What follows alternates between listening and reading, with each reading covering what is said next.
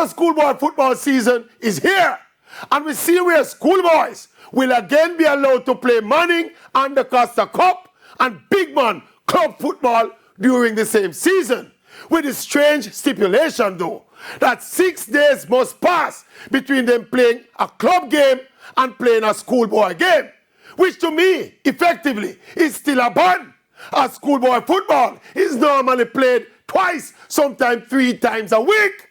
So according to this rule, if a player plays for his club on Sunday, he cannot play for his school until the following Saturday, almost a full week later.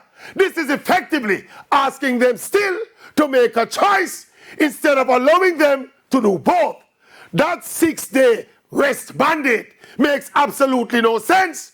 It cannot take 6 days for an 18 or 19-year-old to recover from a game, especially to step down to play in a lower intensity schoolboy game.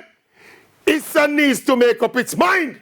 Are they allowing the players to play both schoolboy and club football or not? This new rule, Deh pon the borderline. And me are the rule upon the borderline.